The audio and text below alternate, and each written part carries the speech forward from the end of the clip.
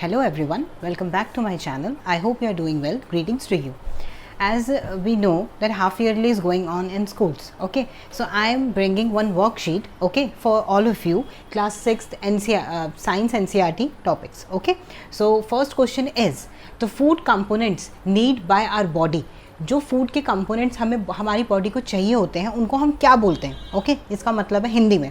तो हमारे पास 4 ऑप्शंस हैं, हम चारों ऑप्शंस को रीड करेंगे, देन हम सही आंसर को टिक करेंगे, ठीक है. This is the only way to approach MCQ questions, okay. So first हमारे पास जो ऑप्शन है वो है इंग्रेडिएंट्स, राइट.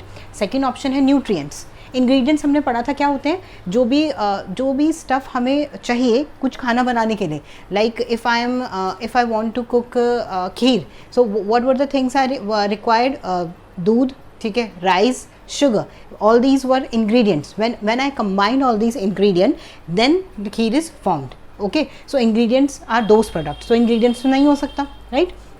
Nutrients, ठीक है, न्यूट्रिएंट्स हो सकता है, ठीक है. नेक्स्ट पहले ऑप्शंस देख लेते हैं. फ्रैगमेंट्स, फ्रैगमेंट मतलब होता है किसी भी चीज़ को छोटे छोटे पीसेस में कट करना, उसे हम कहते हैं फ्रैगमेंट्स. तो फ्रैगमेंट तो कोई चीज़ है नहीं, ठीक है, जो यहाँ पे रिलेट कर रही है. ऑर्नामेंट्स वर्ड हम यूज़ करते हैं मटीरियल चीज़ों के लिए, लाइक जैसे ऑर्नामेंट जो ज्वेलरी होती है, ऑर्नामेंट्स, राइट. तो वो भी नहीं हो सकता. तो आंसर क्या रह गया, अगर हमें सब वर्ड का मीनिंग पता है तब भी हम आराम से आंसर निकाल सकते हैं. तो हमारी बॉडी को जो फूड कंपोनेंट चाहिए होते हैं हम क्या बोलते हैं, न्यूट्रिएंट्स. तो इसका आंसर क्या हो गया, B, nutrients, right.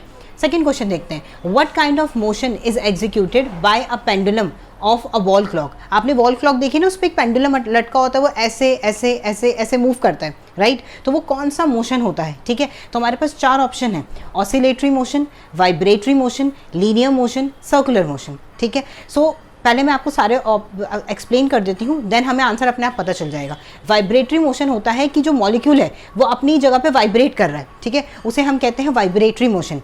Linear motion होता है कि स्ट्रेट लाइन में मोशन हो रहा है, ठीक है. कोई चीज़ है जैसे light travel in a straight line, तो लाइट कौन सा मोशन शो करती है, लीनियर मोशन शो करती है, ठीक है. कोई गाड़ी है वो स्ट्रेट लाइन में मूव कर रही है तो it shows linear motion, okay. And then the circular motion. Circular motion नाम से ही पता चला, सर्कुलर मतलब मोशन हो रहा है सर्कुलर पाथ पे, राइट. जैसे कोई पार्क है वो सर्कुलर है, तो सर्कुलरली कोई पर्सन मूव कर रहा है, जॉगिंग कर रहा है, तो वो कौन सा मोशन शो कर रहा है, सर्कुलर मोशन शो कर रहा है, ओके. तो ये तीनों मोशन तो हमारे पेंडुलम शो नहीं करता.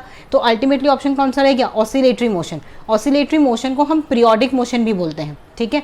पीरियोडिक मोशन क्यों बोलते हैं, क्योंकि वो बार बार रिपीट हो रहा है, बार बार आ रहा है जा रहा है, आ रहा है जा रहा है, तो एक ही जगह पे बस वो मूव करे जा रहा है, तो इसको हम ऑसिलेटरी या फिर पीरियोडिक मोशन बोलते हैं, ठीक है. तो जो हमारा पेंडुलम है ऑफ अ वॉल क्लॉक वो होता है बी. तो इसका आंसर एक ए, इसका आंसर क्या हो गया, oscillatory motion, right. Now will see the third question. Third question है threshing. Threshing is done by, threshing हमने देखा था ना इन सेपरेशन ऑफ सब्सटेंसेस वाले चैप्टर में. थ्रेशिंग बेसिकली क्या था, थ्रेशिंग में क्या था कि हम जो ग्रेन होता है, ग्रेन के ऊपर जो शेल होता है, जो उसके ऊपर फाइब्रस एक पतली सी कवरिंग होती है, उसमें से हमें ग्रेन को बाहर निकालना होता है. तो वो कौन सी प्रोसेस से हो सकता है, बीट करके. अगर हम उसको बहुत तेज बीट करेंगे, ऊपर वाला शेल तो एकदम ड्राई है, तो ऑब्वियस सी बात है जब हम बीट करेंगे तो जो ग्रेन है वो शेल से बाहर आ जाएगा, ओके फाइन, बीटिंग कर सकते हैं. बुल्स, ठीक है, बुलेट कार्ड जो होती है बहुत हैवी होती है, तो जब हम कोई बहुत ही ऐसे हैवी चीज़ को उसके ऊपर डालेंगे तो वो ब्रेक हो जाएगा और अंदर से ग्रेन बाहर आ जाएगा, तो बुलेट कार्ड को भी उसके ऊपर मूव कर सकते हैं, ठीक है. एंड देन द मशीन के हेल्प से भी हो सकता है. मशीन के अंदर जो बड़े बड़े रोलर्स होते हैं, रोलर के अंदर से हम ग्रेन को निकालेंगे, प्रेशर लगेगा तो जो फाइबर है, ड्राई फाइबर से जो ग्रेन है वो बाहर आ जाएगा, राइट. सो तीनों ही चीज़ों की हेल्प से हम थ्रेशिंग कर सकते हैं. तो आंसर क्या हो गया, ऑल ऑफ दिस. देखो इस क्वेश्चन में देखा हमने, अगर मैं फटाफट से बस बीटिंग पढ़ती तो मैं उसी को टिक कर देती और सोचती हूँ मेरा आंसर ठीक है, बट नहीं, आपको सारे ऑप्शंस पढ़ने हैं, right. And then you will suppose to decide what is the correct answer. और आपको सब वर्ड्स का, सब जो हमारे पास ऑप्शंस हैं उनका मीनिंग पता होना चाहिए for better approach and for correct answer, okay. Now देखते हैं फोर्थ क्वेश्चन. फोर्थ क्वेश्चन है an oily thin paper sheet. Oily thin paper sheet हमने देखी, जब हम घर में पकौड़े और ये सब चीज़ें बनती हैं तो मम्मा उनमें थोड़ा ऑयल आ जाता है, तो हम क्या करते हैं उसको न्यूज़पेपर में या पेपर में ऐसे टैप करते हैं, प्रेस करते हैं, ताकि जो सारा ऑयल है वो पेपर एब्जॉर्ब कर ले और हमारा जो पकौड़ा है वो क्या हो जाए, एकदम ऑयल फ्री हो जाए, एकदम हेल्दी हो जाए. तो वो जो पेपर है जब आप उसको लाइट में देखोगे तो आपको कैसा दिखेगा, ट्रांसपेरेंट दिखेगा, एकदम ट्रांसपेरेंट हो गया, ठीक है, ट्रांसल्यूसेंट दिखेगा या फिर ओपेक दिखेगा, या फिर आप बता नहीं सकते, कैन नॉट बी प्रिडिक्टेड. तो ओपेक ऑब्जेक्ट कौन से होते हैं, जो ऑब्जेक्ट में से आपको आर पार नहीं दिखता. जैसे ही ब्लैक बोर्ड है, ब्लैक बोर्ड के पीछे आपको नहीं दिख रहा, ब्लैक बोर्ड क्या है, ओपेक ऑब्जेक्ट है, ओके. ट्रांसल्यूसेंट ऑब्जेक्ट क्या होता है, जिसमें से हमें पार्शियली दिखता है, ठीक है। एंड ट्रांसपेरेंट ऑब्जेक्ट जिसमें से हमें बिल्कुल आर पार दिखता है, जैसे कि ग्लास। ओके, सो ये कौन सा ऑब्जेक्ट हो गया? ट्रांसल्यूसेंट ऑब्जेक्ट हो गया, ठीक है। तो ये 4 क्वेश्चन हमने डिस्कस कर लिए। अब हम और क्वेश्चन डिस्कस करते हैं। ओके,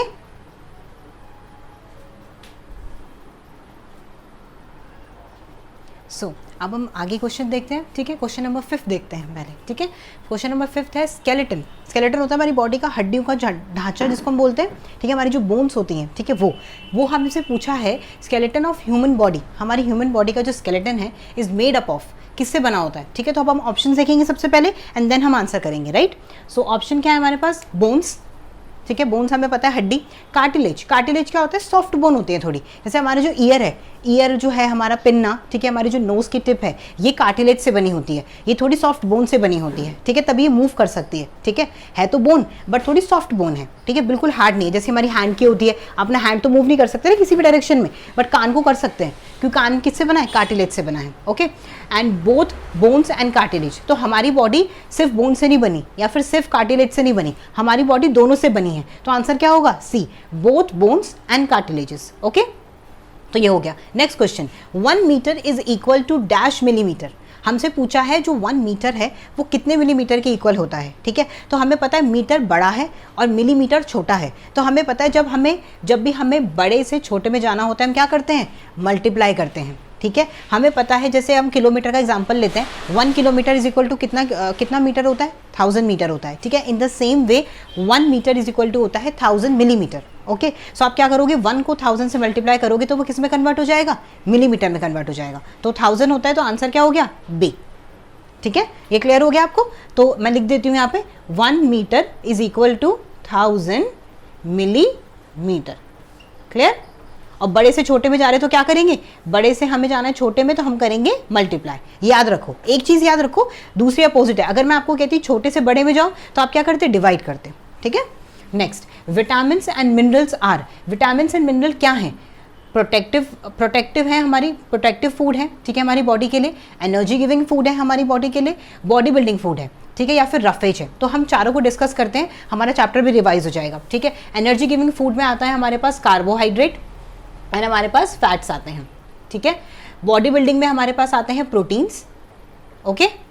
एंड रफेज में हमारे पास आता है सारा फाइबरस फूड, जो हमारे फाइबर्स होते हैं, फ्रूट्स और वेजिटेबल के जो फाइबर्स हैं, वाटर है, ये हमारा सारा रफेज है। ये हमारे रफेज बेसिकली क्या करता है? हमारे डाइजेशन को क्लीन करता है। हमारे स्टमक में जो भी हमारी जो स्टमक की वॉल्स है, ठीक है, हमारी स्टमक की लाइनिंग में जो भी इम्प्योर फूड इकट्ठा हो गया है उसको रफेज अपने साथ कलेक्ट करके लेके जाता है, ठीक है। तो रफेज हमारे सिस्टम को एकदम क्लीन रखता है। Okay, so vitamin and mineral हमारे लिए प्रोटेक्टिव फूड है। तो इसका आंसर क्या हो गया? ए।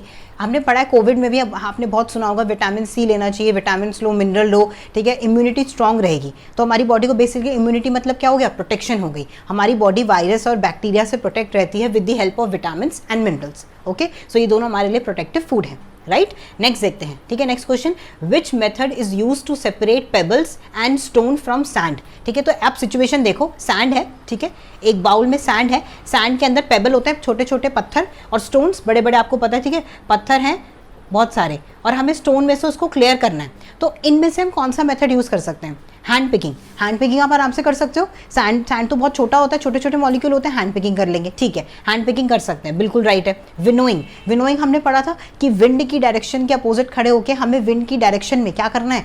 सैंड को फेंकना है। तो जो सैंड है वो लाइट है, तो वो उड़ जाएगा हवा से, और जो पेबल्स हैं वो नीचे गिर जाएंगे क्योंकि वो हैवी हैं। तो बिल्कुल हम विनोइंग से भी अलग कर सकते हैं दोनों को, ये भी ठीक है। और क्या कर सकते हैं? सीविंग। सीविंग हमने पढ़ा था छानना, फिल्ट्रेशन और छन्नी की हेल्प से, जो स्टेनर की हेल्प से हम आटे को करते हैं, जैसे वो भी हम कर सकते हैं, बिल्कुल कर सकते हैं। सैंड क्या होगा? नीचे आ जाएगा, पेबल और जो स्टोन है वो जो फिल्ट्रेट है, जो फिल्टर पेपर है या फिर जो स्टेनर है उसके ऊपर क्या हो जाएगा? इकट्ठा हो जाएगा। तो ये भी कर सकते हैं। तो आंसर क्या हो गया?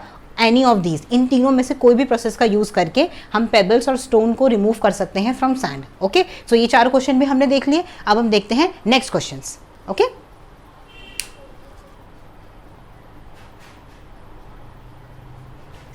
अब हम आगे क्वेश्चन देखते हैं। Question number 9। क्वेश्चन नंबर 9 क्या बोल रहा है हमें? नी जॉइंट्स, जॉइंट्स की बात हो रही है। नी जॉइंट्स आर, नी जॉइंट कौन सा जॉइंट है? ठीक है, तो हम पहले चारों ऑप्शंस डिस्कस करते हैं। हिंग जॉइंट, हिंग जॉइंट है, ठीक है, बॉल एंड सॉकेट जॉइंट है, ओके, पाइवोटल जॉइंट है, या फिर फिक्स जॉइंट है, ठीक है। अब हमें देखना है, तो जो नी जॉइंट है वो एक्चुअली में कौन सा जॉइंट है, हिंग जॉइंट है, ठीक है। हिंग जॉइंट का मतलब ही होता है कि वन डायरेक्शन में मूव करना। जो हमारा लेग है वो सिर्फ आगे और पीछे मूव करता है, ठीक है, आपको पता है। तो वो वन डायरेक्शन में, वन प्लेन में जो भी चीज़ मूव करती है वहाँ पे कौन सा जॉइंट होता है, हिंग जॉइंट होता है। आपको ऐसे याद रखना है, तब अपनी बॉडी के सारे जॉइंट्स को पता लगा सकते हो, ठीक है। जो भी एक डायरेक्शन में मूव कर रहा है वहाँ पे कौन सा जॉइंट है, मतलब हिंग जॉइंट है, ठीक है। जैसे हमारा हाथ है वो सिर्फ ऐसे ऐसे मूव करता है, तो हाथ में भी यहाँ पे कौन सा जॉइंट है, हिंग जॉइंट है। और नी में भी हमारे कौन सा जॉइंट है, हिंग जॉइंट है, ठीक है। नेक्स्ट है हमारा ball and socket joint. Ball and socket joint होता है मतलब जब पूरा 360 डिग्री में हमारा मूवमेंट हो। जैसे मैंने अभी आपको करके भी दिखाया, मेरा हैंड है, मेरा हैंड पूरा 360 डायरेक्शन में ऐसे मूव कर रहा है, मतलब यहाँ पे शोल्डर में कौन सा जॉइंट है, बॉल एंड सॉकेट जॉइंट है, ठीक है। हिप बोन में भी, ठीक है, जो हमारी हिप बोन होती है वहाँ पे भी कौन सा जॉइंट होता है, बॉल एंड सॉकेट जॉइंट होता है, ऐसे याद रखना है, ठीक है। नेक्स्ट है हमारा पाइवोटल जॉइंट। पाइवोटल जॉइंट जो है हमारा वो होता है जहाँ पर डायरेक्शन क्या होती है, टू फेसेस में होती है, जैसे अप डाउन, ठीक है। जैसे हमारे हेड, तो हमारा जो नेक है वहाँ पे कौन सा जॉइंट है, पाइवोटल जॉइंट है। जैसे अप डाउन मूवमेंट हो रही है, ठीक है, तो वहाँ पे कौन सा up down left right direction में मूव हो रहा है, तो वहाँ पे कौन सा जॉइंट होगा, पाइवोटल जॉइंट होगा, ठीक है। फिक्स जॉइंट, फिक्स जॉइंट आप सोचोगे कौन से जॉइंट है ये, जो स्टेबल होते हैं। जैसे हमारा जो ब्रेन है, वो सिर्फ एक ही स्कल की मसल से, वो बोन से नहीं बना, बहुत सारी अलग अलग बोन्स है जो कनेक्टेड है, तो उनके बीच में जो वो कनेक्शन है वो जॉइंट ही तो है, बट वो जॉइंट क्या है, वो मूवेबल नहीं है, उसको हम मूव नहीं कर सकते, वो फिक्स्ड है, ठीक है। तो ये कौन सा, जैसे हमारे जो टीथ हैं वो हमारे जो ऊपर जो हमारा मसल्स हैं, ठीक है, हमारा जो गम्स हैं उससे कनेक्टेड है, तो वहाँ पे वो कौन सा जॉइंट है, वो अपने टीथ को मूव तो नहीं कर सकते, तो वो कौन सा जॉइंट है, फिक्स जॉइंट है, ठीक है। तो ये सारे जो एग्जाम्पल्स हैं किसके हो गए, फिक्स जॉइंट के एग्जाम्पल हो गए। तो ऐसे याद रखना है। अगर आपको ये समझ आ गया तो आप आराम से अपनी बॉडी को एनालाइज करके एग्जाम्पल लिख सकते हो, ठीक है। तो इसका आंसर क्या हो गया, ए। क्लियर। नेक्स्ट 10th क्वेश्चन, ठीक है। All the deficiency diseases can be prevented by. Deficiency का मतलब क्या होता है, किसी भी चीज़ की बॉडी में कमी, ठीक है, किसी भी चीज़ की कमी हो गई है, बॉडी में वीकनेस आ रही है उसकी वजह से, तो उसको हम कैसे प्रिवेंट कर सकते हैं, ठीक है। तो ये ऑप्शंस हम देखते हैं। क्लीनिनेस, अगर हम अपने आसपास सफाई रखें, अपनी बॉडी की सफाई रखें, तो उससे क्या हम अपनी डेफिशिएंसी क्योर कर सकते हैं। क्लीनिनेस से डेफिशिएंसी कैसे क्योर होगी, no, this is wrong, right. Taking medicine on time, medicine क्यों लेनी है, हमें डेफिशिएंसी ठीक करनी है। मेडिसिन हम तब लेते हैं जब बहुत सीवियर केस हो गया बॉडी में, ठीक है, अभी सिर्फ कमी हुई है थोड़ी सी, तो मेडिसिन तो क्या है, बिल्कुल अल्टीमेट वो है, क्योर है, ठीक है, अल्टीमेट वो ट्रीटमेंट हो गया, तो नहीं, ठीक है। वैक्सीनेशन तो एक होता है ना कि किसी डिसीज से बचाने के लिए लेते हैं, ठीक है, उसके होने से पहले, ठीक है, फिर वो दोबारा ना हो उसके होने के बाद, तब वैक्सीनेशन लगती है। तो वैक्सीनेशन भी नहीं, अभी तो हमारे से बॉडी में कमी है, तो कमी को हम कैसे ठीक करते हैं, हमने हमेशा पढ़ा है बैलेंस डाइट लेने से, ठीक है। जब भी आप प्रॉपर बैलेंस डाइट लोगे, प्रॉपर मील लोगे, आपकी बॉडी में किसी भी चीज़ की डेफिशिएंसी होगी ही नहीं, ठीक है। तो आंसर क्या हो गया, D. Next, what is the SI unit of length. Length की एसआई यूनिट क्या होती है, ठीक है। एसआई यूनिट क्या होती है, स्टैंडर्ड यूनिट, ठीक है, standard international unit of measurement, ठीक है। लेंथ की क्या है, ठीक है, मीटर है, सेंटीमीटर है, किलोमीटर है, या फिर ऑल ऑफ दीज है, ठीक है। लेंथ की यूनिट तो सारी है, ठीक है, ऑल ऑफ दिस है, बट जो एसआई यूनिट है वो हमारे पास मीटर है। तो अभी यहाँ पे देखो कन्फ्यूजन हो सकती है, यूनिट तो सारी है, अगर पूछा होता ऐसा ही ना लिखा होता, सिंपली क्वेश्चन होता व्हाट इज और are the unit of length, ठीक है। तो आप क्या करते, ऑल ऑफ दिस पे टिक करते, क्योंकि सारी ही हैं, बट ऐसा यूनिट जब उन्होंने बोल दिया स्टैंडर्ड इंटरनेशनल यूनिट, तो वो कौन सी है, वो मीटर है, ठीक है। तो आंसर क्या हो गया, ए। नेक्स्ट अब लाइट ट्रैवल इन, हमने क्वेश्चन चैप्टर में भी पढ़ा है, लाइट शेडो एंड रिफ्लेक्शन में लाइट कैसे ट्रैवल करती है, in a straight line, not in a curve line, not in a zigzag manner, randomly भी मूव नहीं करती, ठीक है। कैसे ट्रैवल करती है लाइट, हमेशा स्ट्रेट लाइन में ट्रैवल करती है। हमने एक्सपेरिमेंट भी किया है, ठीक है, आपने देखा होगा पाइप में से आपको सीधी लाइट दिखती है, और मैं पाइप को जैसे बेंड कर दूंगी तो आपको लाइट दिखनी बंद हो जाएगी, क्यों, क्योंकि लाइट हमेशा स्ट्रेट लाइन में ट्रैवल करती है। ओके, तो ये क्वेश्चन भी डिस्कस हो गए। अब हम आगे क्वेश्चन देखते हैं। अब नेक्स्ट क्वेश्चन देखते हैं हम लोग, question number 13। Okay, question number 13 है हमारे पास, carbohydrates can be tested. Carbohydrate किस में कन्वर्ट होता है, हमने पढ़ा है पेपर में, स्टार्च में, ये हमें याद रखना है, राइट। कार्बोहाइड्रेट एनर्जी गिविंग है, अभी हमने प्रीवियस क्वेश्चन में देखा था, और कार्बोहाइड्रेट किस में कन्वर्ट होता है, स्टार्च में या फिर ग्लूकोज में, ठीक है। तो ग्लूकोज के टेस्ट करने के लिए या फिर स्टार्च का टेस्ट करने के लिए इनमें से कौन सा वो टेस्ट है जो हमने अपने बुक में पढ़ा है, ठीक है। आयोडीन टेस्ट पढ़ा है, कास्टिक सोडा टेस्ट पढ़ा है, कॉपर सल्फेट टेस्ट पढ़ा है, या नन ऑफ दी अबव, ठीक है। तो हमने कौन सा टेस्ट पढ़ा है, आयोडीन टेस्ट, ठीक है। जो टिंचर ऑफ आयोडीन है उसको हम डालते हैं किसके अंदर, कार्बोहाइड्रेट के अंदर, या फिर हमने एक्सपेरिमेंट किया था और उसको डालने के बाद कलर आ जाता है वॉयलेट, ठीक है, वॉयलेट ब्लू। तो मतलब क्या इंडिकेशन है कि कार्बोहाइड्रेट और स्टार्च प्रेजेंट है, ठीक है, ब्लू ब्लैक कलर आ जाता है। ओके, सो आयोडीन टेस्ट हो गया। टिंचर ऑफ आयोडीन क्या होता है ये भी मैं आपको बता देती हूँ।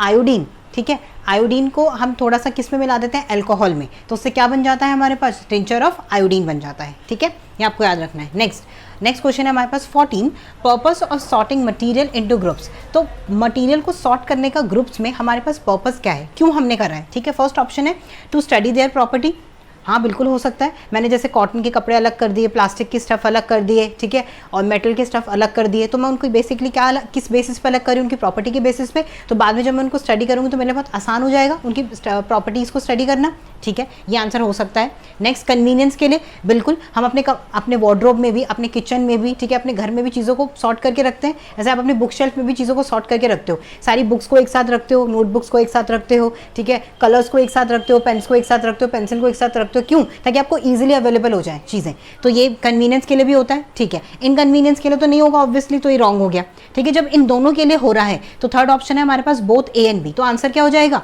सी हो जाएगा, ठीक है। दोनों चीज़ों को करने के लिए हम क्या कर रहे हैं, सॉर्टिंग कर रहे हैं मटेरियल की, right.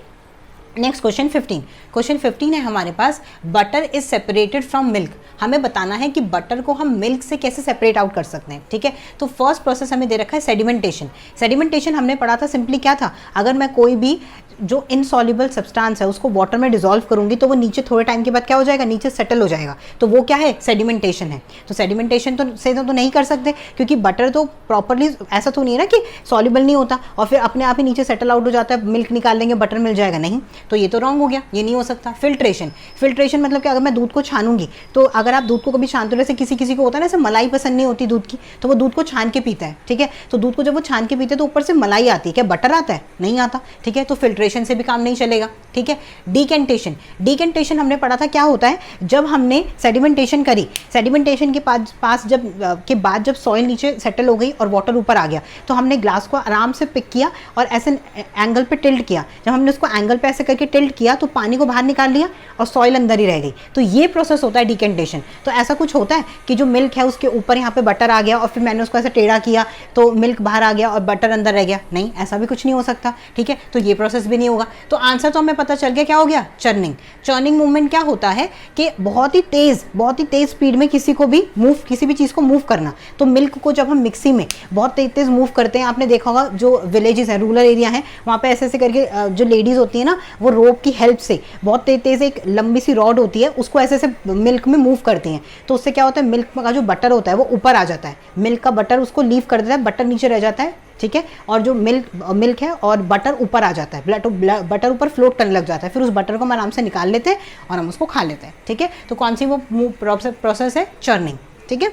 Next, which one of the following is the characteristics of bird का इनमें से कौन सा कैरेक्टरिस्टिक है, ठीक है। बर्ड हमें पता है फ्लाई कर सकती है, ठीक है, तो बर्ड की बॉडी बेसिकली क्या होनी चाहिए, हल्की होनी चाहिए, पर उसकी बॉडी की जो मसल्स हैं वो बहुत स्ट्रांग होनी चाहिए, ताकि वो उसकी बॉडी का जो भी वेट है उसको लिफ्ट कर सकें, है ना। तो क्या क्या ऑप्शंस हैं इसमें देखते हैं।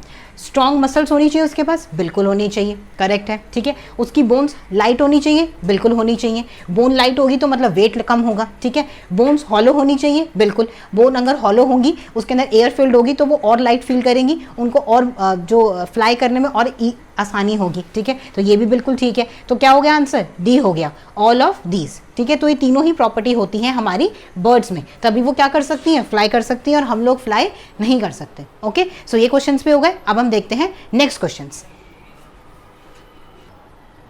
सो नेक्स्ट क्वेश्चन देखते हैं अब हम, क्वेश्चन नंबर 17। क्वेश्चन 17 है हमारे पास, which is an example of rectilinear motion. Rectilinear motion क्या होता है, स्ट्रेट लाइन मोशन या फिर लीनियर मोशन, ये उसका अदर नेम है, आपको बिल्कुल कंफ्यूज नहीं होना, ठीक है। अगर लीनियर मोशन की बात हो रही है, ठीक है, object moving in a straight line की बात हो रही है, या फिर रेक्टिलीनियर मोशन की बात हो रही है, मतलब तीनों एक ही चीज़ें हैं, स्ट्रेट डायरेक्शन में या स्ट्रेट लाइन में मूव करने को हम बोलते हैं रेक्टिलीनियर मोशन, ओके। सो अब हम वो ऑप्शंस पढ़ते हैं, देन आंसर देखते हैं। Apple falling from a tree, Apple जो है वो फॉल हुआ, ठीक है, स्ट्रेट लाइन में फॉल हुआ होगा नीचे ज़मीन पे, तो ये किसका एग्जांपल हो गया, रेक्टिलिनियर का एग्जांपल हो गया, ठीक है, ठीक है। Motion of a car on a road जो है, रोड के ऊपर कार मूव कर रही है एकदम स्ट्रेट लाइन में, ठीक है, तो ये भी हो गया एग्जाम्पल, ठीक है। अ स्पिनिंग टॉप, जो स्पिनिंग टॉप होता है वो तो सर्कुलरली मूव करता है, ऐसे ऐसे करके जो स्पिन टॉप होता है, जो आप बचपन में बेब्लेड वगैरह खेलते थे, आपको याद होगा, वो सब चीज़ें जैसे मूव करती है, तो वो तो सर्कुलर हो गया मोशन, तो लीनियर मोशन तो नहीं हुआ, तो ये क्या हो गया, गलत हो गया। तो आंसर क्या हो गया, बोथ ए एंड बी। तो किस पे टिक करना है हमें, डी पे। ए या बी पे टिक नहीं करना, बोथ ए एंड बी आ रहा है इसमें डी में, तो हमें किस पे टिक करना है, डी पे टिक करना है। ओके, अब हम नेक्स्ट देखते हैं 18 question. N example of a translucent object. Translucent object इनमें से कौन सा एग्जाम्पल है, ठीक है, वो देखते हैं। A thin sheet of paper, एकदम पतला सा पेपर, पतले से पेपर में अगर हम देखेंगे हमें थोड़ा सा उसकी बैक साइड दिखेगी, तो ये कौन सा एग्जाम्पल हो गया, ट्रांसल्यूसेंट ऑब्जेक्ट हो गया, ठीक है। नेक्स्ट है a thin glass slab. Thin glass slab तो एकदम ट्रांसपेरेंट होती है, ग्लास की स्लैब है, मतलब ग्लास की एक स्लैब है, ऐसे ऐसे दिखती है, वो पतली सी ग्लास की स्लैब है, तो वो तो बिल्कुल ग्लास की है, तो मतलब ट्रांसपेरेंट हो गई, ठीक है, तो ये एग्जांपल नहीं हुआ, ठीक है। A thin iron sheet, iron की शीट, आयरन हमें पता है क्या होता है, ओपेक ऑब्जेक्ट है, तो ये भी नहीं हुआ, ठीक है, तो ऑल ऑफ दिस तो हो ही नहीं सकता, तो आंसर क्या हो गया, ए, राइट। अब हम नेक्स्ट क्वेश्चन देखते हैं। रफेज हेल्प्स इन, जो रफेज है अभी हमने पहले भी डिस्कस किया था, वो किस चीज़ में हेल्प करता है, हम अभी देखते हैं। Protecting our body from disease, नहीं, प्रोटेक्शन के लिए कौन से थे, vitamin and minerals, okay. Movement of bowel, bowel मतलब जो हमारी बॉडी में जो फूड है, ठीक है, उसकी मूवमेंट में हेल्प करता है। फिर बाउल मतलब जो एक्सक्रीट है, ठीक है, जो हमारी वेस्ट प्रोडक्ट है हमारी बॉडी से, उसको मूव आउट करने में हेल्प करता है, उसकी मूवमेंट में हेल्प करता है, ठीक है। या फिर प्रोवाइडिंग एनर्जी, एनर्जी के लिए क्या था, कार्बोहाइड्रेट एंड फैट्स थे, ठीक है। Building and repairing of various body parts, building और रिपेयरिंग कौन करता है, प्रोटीन करता है, तो ये भी नहीं हुआ, तो आंसर क्या हो गया, बी, ठीक है, क्योंकि वो मैंने बताया था ना क्लीनिंग में हेल्प करता है, तो क्लीनिंग क्या है, बाउल बॉडी से रिमूव आउट होना is a cleaning, okay. Next, shadow of an object, जो ऑब्जेक्ट की शेडो है वो कैसी होती है, डार्क होती है, ब्लू कलर की होती है, रेड होती है, या फिर depends on the colour of an object, या फिर जो ऑब्जेक्ट का कलर है उस पर डिपेंड करती है, तो आंसर क्या होगा, डार्क होती है, ठीक है, हमेशा ना ब्लू होती है ना रेड होती है, ना ही उसके कलर पे डिपेंड करती है। चाहे आपने कुछ भी पहना हुआ है, चाहे आपने रेड कलर पहना है, ब्लू कलर पहना है, येलो कलर पहना है, आपकी शेडो क्या होगी, ब्लैक कलर की ही बनेगी, डार्क कलर की ही बनेगी, ओके। सो आई होप आपको ये सारे क्वेश्चन समझ आए होंगे, ठीक है, आपको ये पेपर में हेल्प करेंगे। Thank you so much for watching.